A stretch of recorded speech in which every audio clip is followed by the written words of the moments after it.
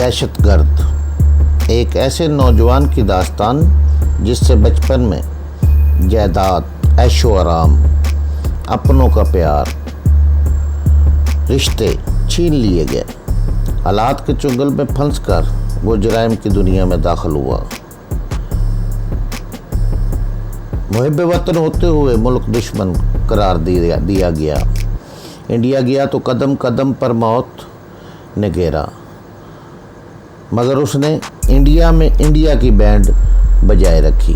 داستان کی طرف جانے سے پہلے چینل کو سبسکرائب کریں، لائک اور شیئر کر کے اپنی محبت کا ثبوت دیں۔ ایک دل ہلا دینے والی داستان، دہشت گرد۔ دہشت گرد، قسط نمبر 36۔ میں تمہارے علاج کی ذمہ داری لیتا ہوں۔ آپ مجھ سے اور کیسا تعاون چاہتے ہو؟ فریڈی نے کہا۔ مجھے جو کچھ معلوم ہے میں تمہیں بتا رہا ہوں۔ ٹھیک ہے، فی الحال اتنا ہی کافی ہے، میں نے کہا۔ پھر تیمور سے مخاطب ہوا۔ تیمور، ٹائم پیس کا بم نکارا کر دو اور فریڈی کو فوری طور پر کافی اور کوئی پین کلر ٹیبلٹ دے دو۔ میرا حلق خشک ہو رہا ہے، میرے اعصاب چٹک کر رہ گئے ہیں۔ کہیں سے اگر تھوڑی سی وسکی مل جائے تو۔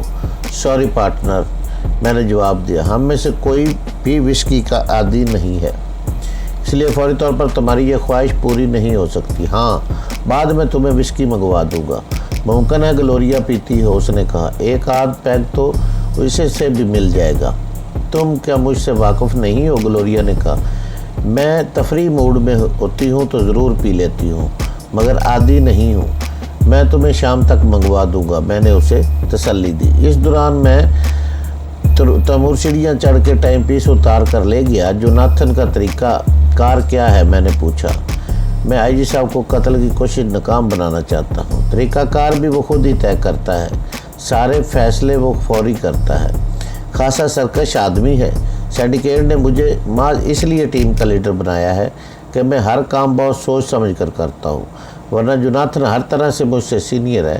اسے تو میرے لیڈر ہونے پر بھی اعتراض تھا۔ ٹھیک ہے، میں دیکھتا ہوں وہ کتنا سرکش ہے، میں نے کہا۔ اس کے معاملے میں بہت زیادہ احتیاط کی ضرورت ہے۔ اگر اسے بنک بھی مل گئی تم لوگ اس کی گرد کو بھی نہ پا سکو گے۔ خدا ڈانو، میں نے بنگلے کے چوکیدار کو آواز دی۔ وہ تقریباً دوڑتا ہوا وہاں پہنچ گیا۔ میں نے اسے کہا، مہمان کے لیے بستر کا بندوبست کرو اور اسے کچھ کھانے پینے کو بھی دو۔ حاضر سائیں، خدا ڈانو نے اپنے مخصوص لہجے میں کہا اور کمرے سے باہر نکل گیا۔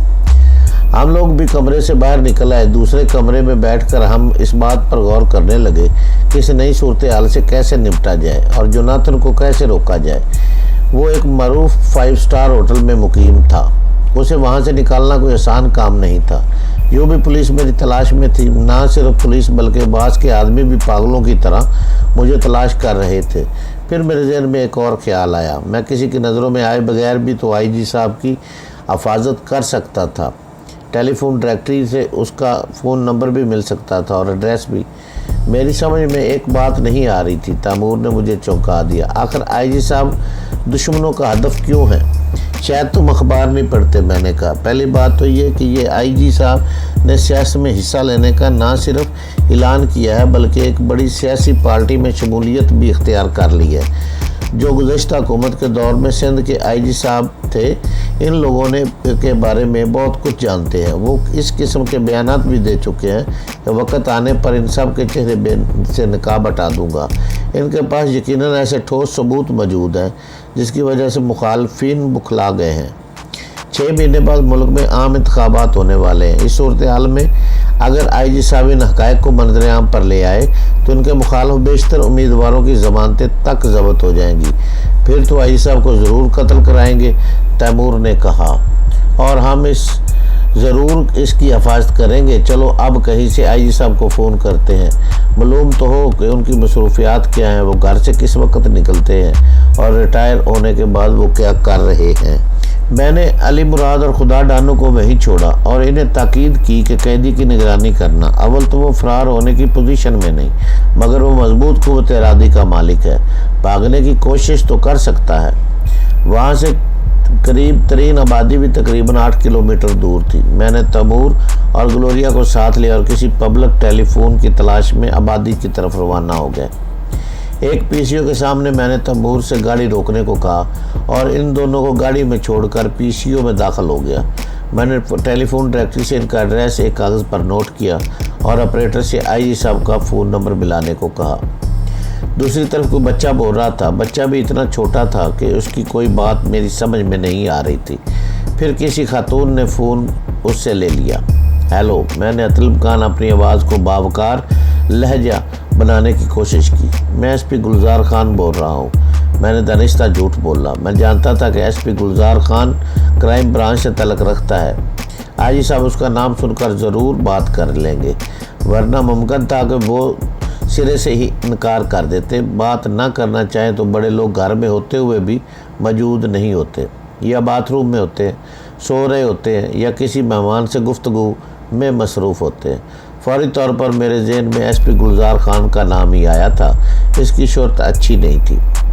میری بات سن کر PCO والا بھی حواس باختہ ہو گیا۔ شاید یہ پہلا موقع تھا جب کوئی پولیس کا بڑا افسر اس کے PCO سے بات کر رہا تھا۔ خاتون نے چند لمحے توقف کیا، پھر مجھ سے ہولڈ کرنے کو کہا۔ تھوڑی دیر بعد فون پر ایک بارو آواز سنائی دی۔ یس، افتخار اسپیکنگ، میں گلزار خان بول رہا ہوں سر، میں نے کہا۔ ہاں بولو، IG صاحب نے کہا۔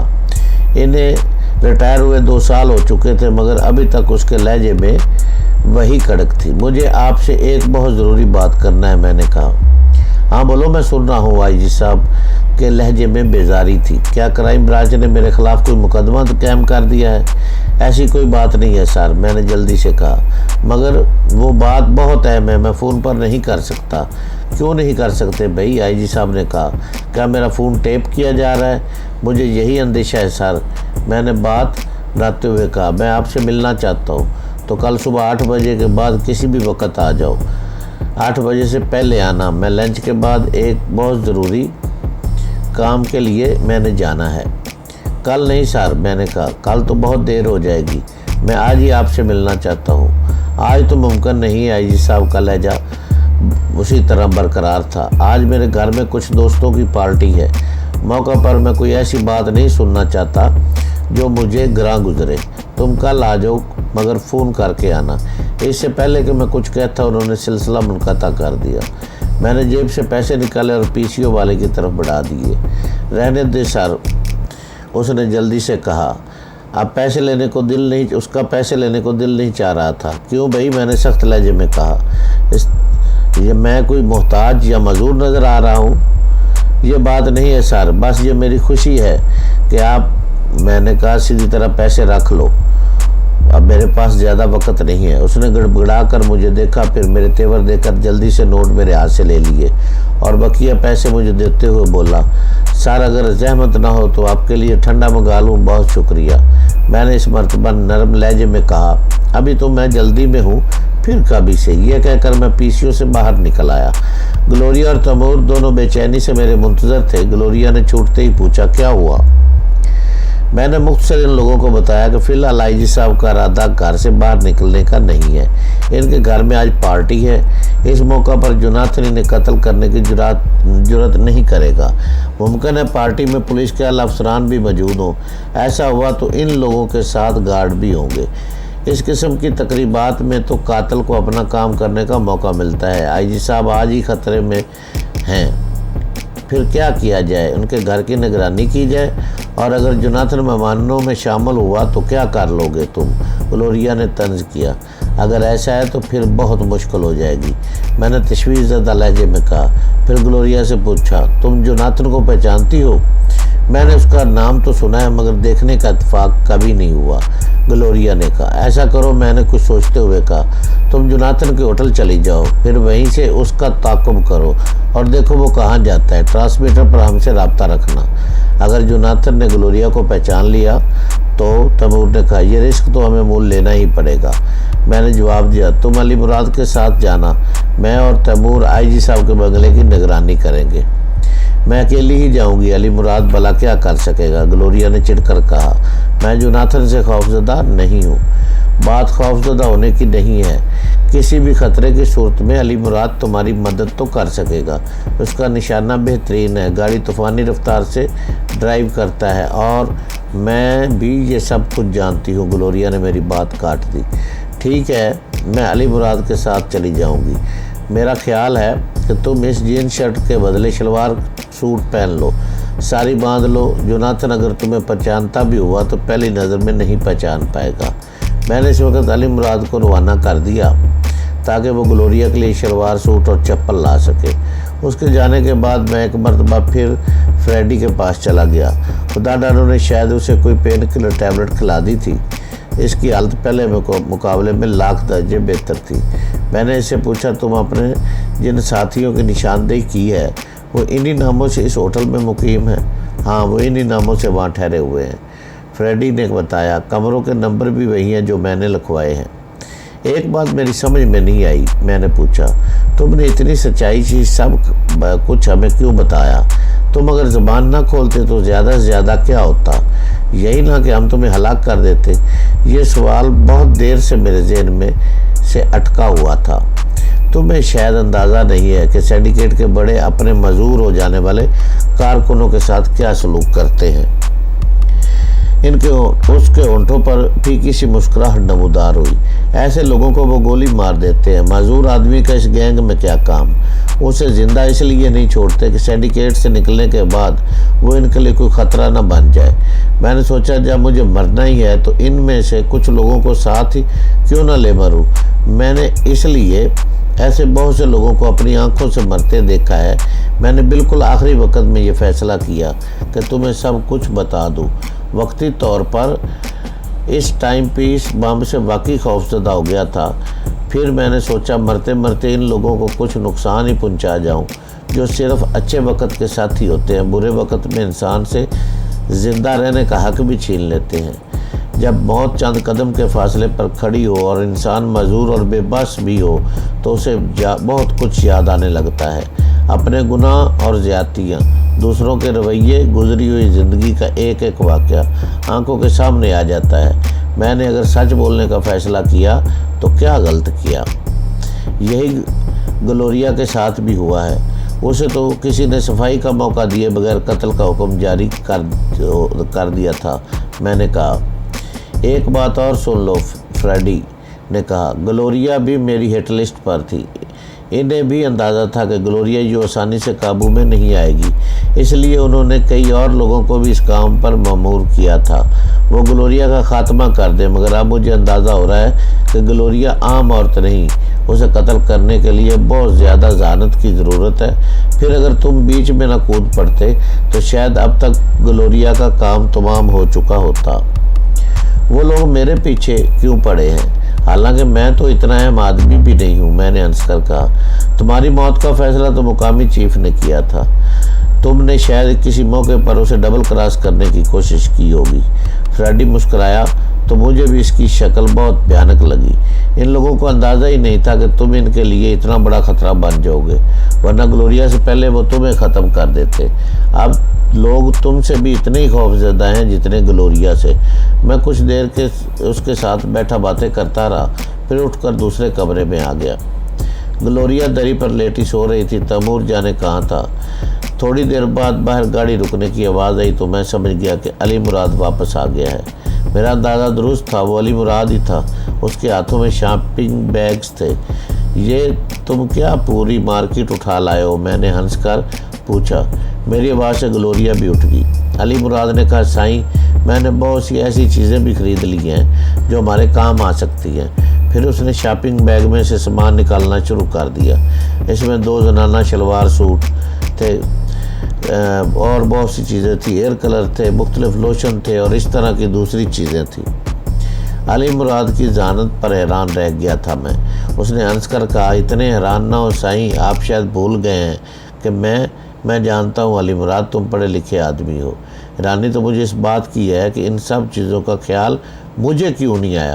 تیمور شاید لان میں تھا، تھوڑی دیر بعد وہ بھی آ گیا۔ اس نے تجویز پیش کی کہ اگر گلوریا بالوں کو سیاہ کر لے اور آئی لینز لگا لے اور شلوار سوٹ پہن لے تو یہ خود کو بھی نہیں پہچان سکے گی۔ بالوں کو ڈرائی کرنے کی ضرورت نہیں ہے، گلوریا نے کہا۔ میں اگر گولڈن فریم کا چشمہ لگا لوں اور تمہاری خواتین کی طرح سر پر دوپٹہ اوڑھ لوں تب بھی مجھے کوئی نہیں پہچان سکے گا۔ ٹھیک ہے تم تیاری کرو، میں نے گلوریا سے کہا۔ علی مراد سے مخاطب ہوا، تم بھی گلوریا کے ساتھ ہوٹل میں جاؤ گے، ہر طرح کی تیاری کے ساتھ جانا اور کسی کے ساتھ بھی کسی قسم کی رعایت مت کرنا، اور وہاں خدا ڈانو سے کہنا کہ وہ مہمان کا خاص خیال رکھے۔ مجھے اور تیمور کو کوئی خاص تیاری نہیں کرنا تھی، سوائے اس کے کہ ہم اپنا اسلحہ وغیرہ چیک کر لیتے۔ میں نے آئی جی صاحب کا ایڈریس ایک پرچے پر نوٹ بھی کر لیا تھا اور اچھی طرح ذہن نشین بھی کر لیا تھا۔ پھر اچانک مجھے خیال آیا کہ ہمیں اس کام کے لیے 2 گاڑیوں کی ضرورت پڑے گی، ایک گاڑی گلوریا اور علی مراد لے جائیں گے۔ میں اس کا تذکرہ علی مراد سے کیا تو وہ ہنس پڑا۔ سائیں اس کی فکر مت کریں، میں ابھی خدا ڈانو کے ساتھ جاتا ہوں اور بڑے سائیں کی دوسری گاڑی لے آتا ہوں۔ نہیں علی مراد، میں نے کہا، میں ان معاملات میں بڑے سائیں کو انوالو نہیں کرنا چاہتا، ہمیں گاڑیوں کی بندوبست کسی اور طریقے سے کرنا ہوگا۔ پھر تو کوئی مسئلہ ہی نہیں، ہم لوگ کسی پارکنگ سے 2 گاڑیاں اٹھا لیتے ہیں، ان کی نمبر پلیٹیں بدلنا مشکل نہیں ہوگا۔ مالک کی رپورٹ کے بعد اگر گاڑی کی تلاش ہوئی بھی تو کل صبح سے پہلے ممکن نہیں ہوگی، اس وقت تک ہمارا کام ہو چکا ہوگا، ہم وہ گاڑی کے ہی بھی چھوڑ دیں گے۔